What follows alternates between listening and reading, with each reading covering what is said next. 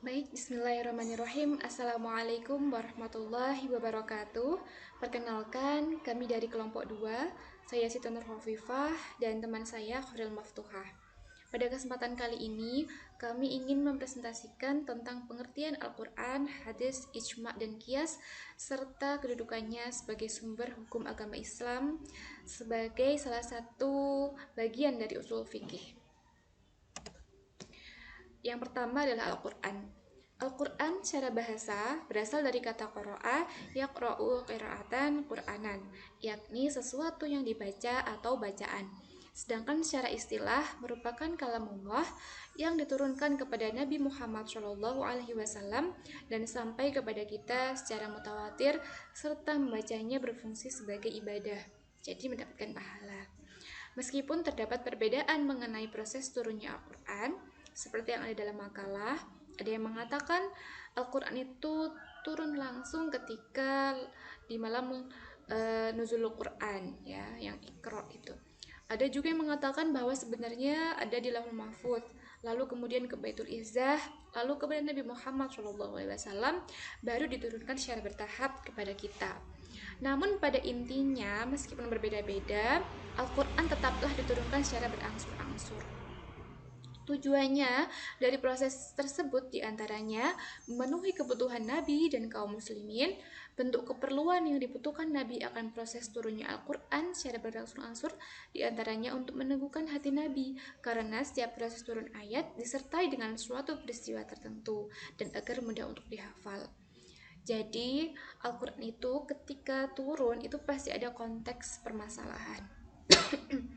Entah teguran, ancaman ketika Nabi atau umatnya melakukan kesalahan, atau ketika ada umat Nabi yang bertanya kepada beliau, lalu kemudian Nabi belum mengetahui jawaban yang sebenarnya, maka Allah menjawabnya lewat turunnya Al-Quran, seperti itu.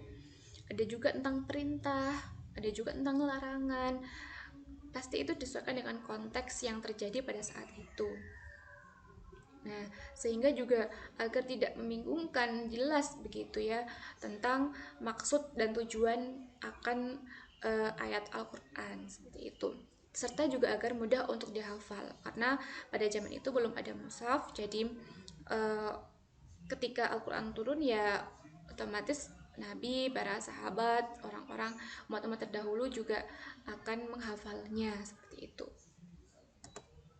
Nah, yang kemudian kandungan hukum dalam Al-Quran itu terbagi menjadi 3. Yang pertama hukum akidah atau i'tiqadiyah, ini tentang kepercayaan. Jadi seperti ketuhanan, keesaan, nabi, malaikat, hari akhir, akhirat, seperti itu. Jadi tentang akidah atau kepercayaan kita.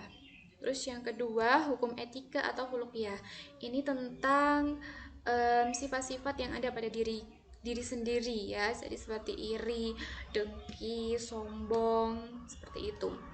Lalu yang ketiga itu hukum amaliyah ya. Amaliyah, nah itu tentang sikap atau sifat kita dengan orang lain ya, seperti hablum minan nas, seperti itu. Jadi seperti cara menghormati tamu, cara bermuamalah atau berjual beli, seperti itu. Dan kemudian cara Al-Quran menjelaskan ayat-ayat hukum itu ada 3, yaitu ijmali atau global. Penjelasan Al-Quran ini bersifat umum, sedangkan sunnah Nabi yang nantinya akan menjelaskan lebih mendetail. Jadi yang intinya itu lebih kepada bersifat umum, yang di Al-Quran itu sudah jelas seperti itu, seperti sholat itu kan sudah mengatakan, Al-Quran sendiri sudah mengatakan bahwa dirikanlah sholat, berarti sholat itu wajib, seperti itu ya. Jadi sudah jelas hukum-hukumnya dalam Al-Quran, namun ya mungkin masih ada juga di sunnah atau hadis Nabi itu yang menjelaskan lebih detail seperti itu. Tapi tetap di Qurannya itu sudah cukup jelas gitu. Lalu kemudian yang kedua, tafsili atau terperinci. Maksudnya adalah Al-Quran memaparkan hukum secara terperinci dan disertai penjelasan yang detail. Adapun sunnah Nabi menjadi penguat bagi penjelasan Al-Quran tersebut.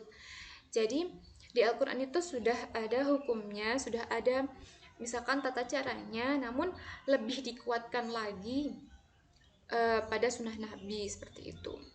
Jadi em, yang kedua seperti itu. Yang ketiga, isyarah atau isyarat. Penjelasan Al-Quran hanya sebatas pokok hukum, baik secara isyarat maupun secara ungkapan langsung. Ini contohnya seperti Khomer seperti itu ya, bahwa di Khomer itu penjelasan di Al-Quran itu kurang lengkap, tapi ya hanya sebatas isyarat seperti itu, menjelaskan tentang cerita kalau nggak salah ya tentang Khomer itu di Al-Quran. Lalu kemudian di sunnah atau hadis nabinya itu menjelaskan hukum Khomernya itu seperti itu. Baik, yang kemudian hadis. Secara etimologi, hadis berasal dari kata yang artinya al-jadid, ya, sesuatu yang baru atau kabar. Maksudnya jadid adalah lawan dari al-qadim, lama. Seakan-akan dimaksudkan untuk membedakan Al-Quran yang bersifat qadim atau lama. Jadi baru. Hadis itu baru, Al-Quran itu lama. Sedangkan khabar maksudnya berita atau ungkapan, pemberitahuan yang diungkapkan oleh perawi hadis dan sanadnya bersambung selalu menggunakan kalimat hadatsana, memberitakan kepada kami seperti itu. Kami itu perawinya. Gitu. Al-Ghawri memberi definisi sebagai berikut, yang artinya segala sesuatu yang disandarkan kepada Nabi Muhammad SAW dari perkataan, perbuatan, takrir atau sifat. Maksud dari qaul atau perkataan adalah ucapan ya langsung yang dikatakan oleh Nabi Muhammad SAW, dan fi'il atau perbuatan ialah perilaku Nabi yang bersifat praktis. Beliau tidak mengatakan namun mempraktekannya seperti itu, melakukannya dalam kehidupan sehari-hari mungkin. Dan takrir, keputusan, sesuatu yang tidak dilakukan Nabi tetapi Nabi tidak mengingkarinya.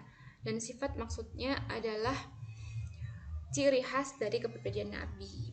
Jadi itu bedanya. Kategori hadis, umumnya hadis itu terdiri dari 3. Hadis sahih, hadis yang sanadnya bersambung diriwayatkan oleh perawi yang berkualitas dan tidak lemah hafalannya. Kemudian dalam sanad dan matanya tidak ada syadz atau kejanggalan dan ilat atau cacat. Jadi hadis sahih itu pasti yang baik-baik seperti itu ya. Lalu kemudian hadis hasan.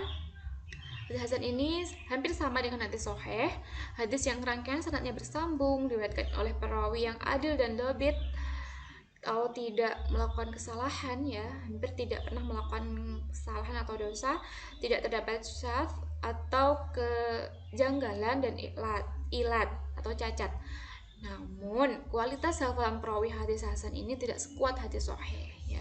Jadi sama-sama baiknya, hampir sama-sama sahih, tapi kekuatan hafalannya itu masih lemah dibandingkan hadis sahih. Nah, yang ketiga ini hadis dhaif.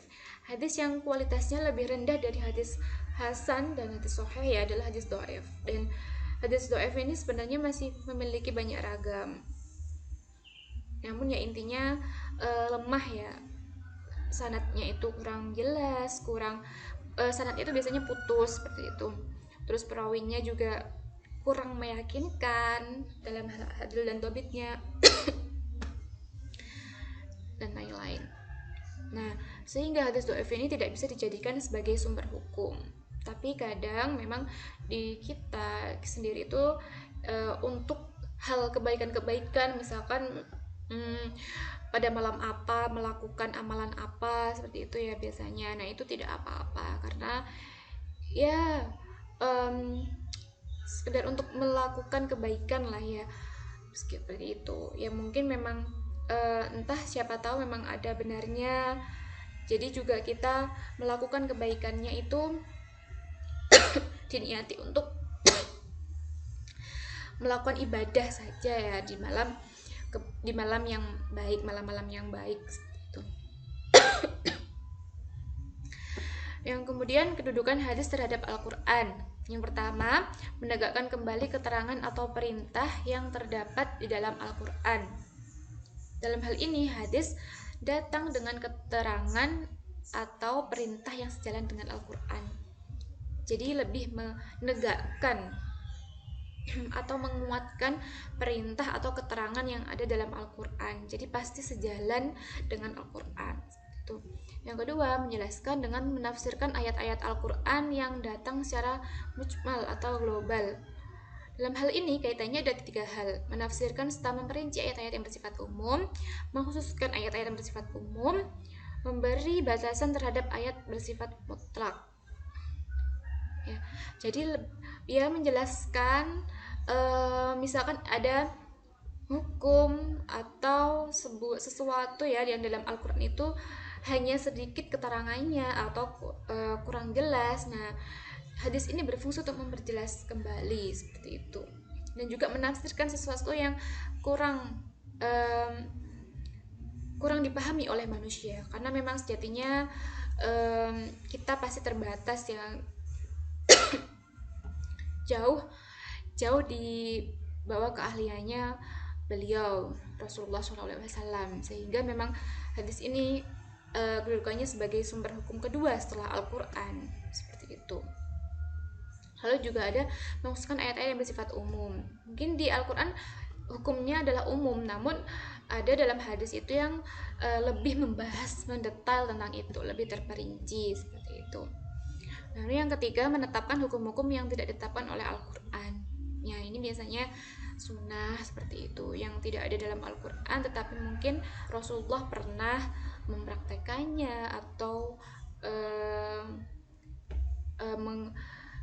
memberitahu bahwa melakukan kebaikan-kebaikan ini itu mendapatkan pahala atau disukai oleh Allah atau dilarang oleh Allah seperti itu. Baik, sekian dari saya. Terima kasih. Terima kasih atas perhatiannya. Mohon maaf apabila banyak kekurangan. Semoga bermanfaat. Wassalamualaikum warahmatullahi wabarakatuh.